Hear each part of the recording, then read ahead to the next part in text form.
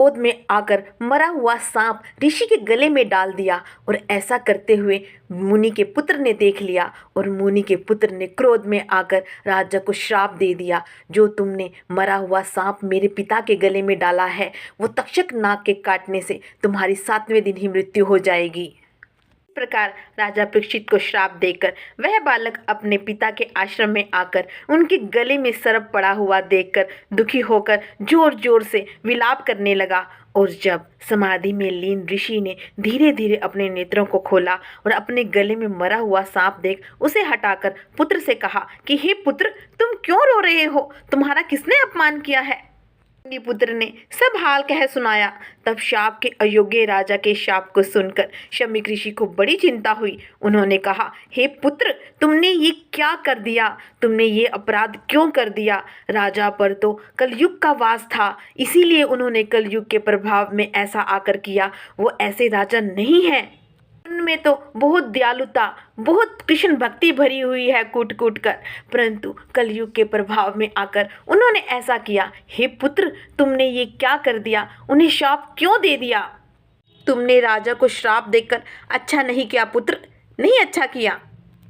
सूत जी कहते हैं कि इधर घर आकर राजा परीक्षित ने भी अपने किए हुए उस निंदित कर्म का बड़ा ही पश्चाताप किया, और परंतु अब वे मिटने वाला नहीं था। वे राजकाज से अत्यंत उदासीन हो विष्णु रूप श्री कृष्ण जी का ध्यान करते हुए अंजल को त्याग मरने के लिए गंगा जी के किनारे जा बैठे। तब उनके इस अनुष्ठान को देखकर मुनियों, विद्वानों और विचारक धर्मात्माओं में बड़ी हलचल मच गई और सभी वहां पर उपस्थित हो गए। महर्षि वेदव्यास, देवऋषि नारद, ओवने, पिपललाद, गौतम, भारद्वाज, पराशर, विश्वामित्र, भृगु, च्ययन, वशिष्ठ, अत्रि सभी वहां पर उपस्थित हो गए। राजा परीक्षित बोले, ब्राह्मण के श्राप से ही अब मुझे शीघ्र ही तक्षक नाग काटने वाला है, सो अब आप सब ब्राह्मण और यह गंगा देवी मुझे अपनी शरण में रख लो। श्री सुखदेव जी वहां पर आ पहुंचे। उस समय उनकी अवस्था कुल 16 वर्ष की थी और तब उनको आते देखकर राजा परीक्षित सहित सब मुनि लोग अपने अपने आसनों से उठ खड़े हुए। राजा ने मस्तक झुकाकर सुखदेव जी का पूजन किया। फिर तो उन महर्षि, राजऋषि, देव ऋषियों के समूह से घिरे हुए जब सुखदेव जी को राजा परीक्षित ने एक सुंदर आसन पर बिठाया तो उस समय वे वैसे ही शोभेमान हुए जैसे तारागणों में घिरा हुआ चंद्रमा शोभित होता है।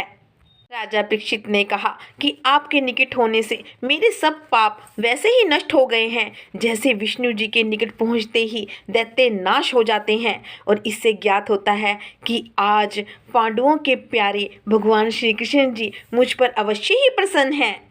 अतः हे प्रभु, मैं मृत्यु के निकट पहुंचा हुआ व्यक्ति हूँ। मैं आपसे ये पूछता हूँ कि इस संसार में आकर मनुष्यों का जप, श्रवण, कीर्तन, स्मरण, भजन क्या करना चाहिए और क्या नहीं, और इसमें जो भी कर्तव्यनिष्ठ हो सके आप निश्चय रूप से मुझे बतलाइए। इस प्रकार से मेरा यह भ्रम दूर कीजिए। और तब श्री सुखदेव मुनि जी पूरी संपूर्ण भागवत राजा परीक्षित को सुनाते हैं। इस प्रकार से श्रीमद् भागवत का प्रथम स्कंद समाप्त होता है। जय श्री राधे, जय श्री कृष्णा।